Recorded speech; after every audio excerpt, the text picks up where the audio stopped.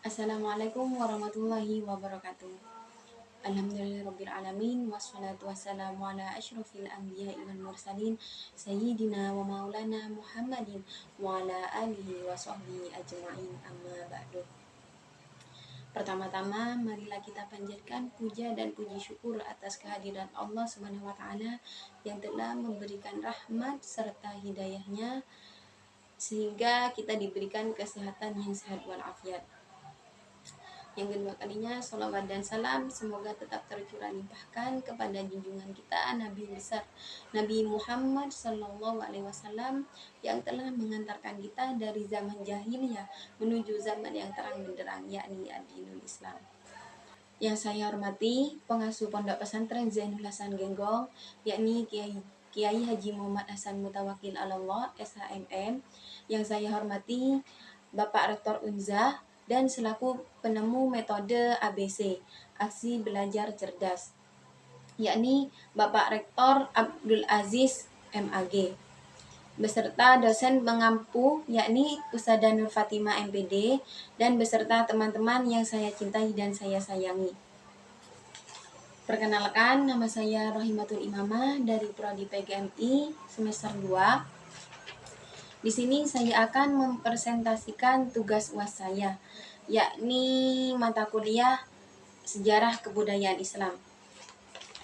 Di sini saya mengambil tema sejarah Islam masa dinasti Umayyah kedua. Nah, yakni sejarah Islam masa dinasti Umayyah kedua. Yang pertama, sejarah berdirinya kerajaan Islam di Andalusia. Berdirinya kerajaan Islam di Andalusia dimulai dari pada tahun 711 Masehi, ketika pasukan Muslim dari Afrika Utara yang dipimpin oleh Torik bin Ziyad yang menaklukkan Spanyol. Mereka menguasai wilayah tersebut dan mendirikannya provinsi kekaisaran Islam yang dikenal sebagai Al-Damaskus. Pada awalnya Al-Damaskus menjadi bagian dari pemerintahan Khalifah Bani Umayyah yang berkota di Damaskus. Namun setelah kematian Khalifah Abdul Aziz pada tahun 750 Masehi, kekuasaan di Andalusia berpindah ke tangan Abdurrahman I, seorang keturunan Bani Umayyah yang kemudian menjadi menguasai Andalusia dengan gelar Amir yang merdeka dari kekuasaan Daulah Abbasiyah di Baghdad. Abdurrahman memimpin Andalusia hingga tahun 788 Masehi dan kemudian digantikan oleh keturunannya yang terus mempertahankan pemerintahan Islam di wilayah tersebut. Selanjutnya yakni para khalifah di kerajaan Islam di Andalusia. Dalam sejarah Islam di Andalusia terdapat beberapa khalifah yang memimpin wilayah ini. Berikut yaitu yang pertama Abdurrahman, khalifah pertama yang memimpin Andalusia setelah periode gubernur Umayyah. Yang kedua yaitu Hakam, khalifah yang memimpin Andalusia setelah Abdurrahman.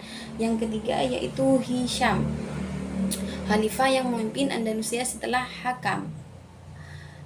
Yang keempat yaitu Muhammad bin Abi Amir atau Hajib al-Mansur, khalifah terakhir dari dinasti Umayyah di Andalusia. Nah, selanjutnya yaitu perkembangan kebudayaan masa Islam di Andalusia.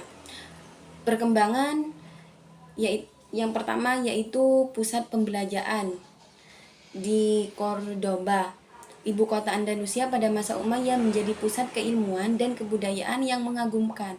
Kota ini menarik ilmuwan, filosof, dan seniman di seluruh dunia Islam, mencakup bidang matematika, astronomi, kedokteran, dan sastra.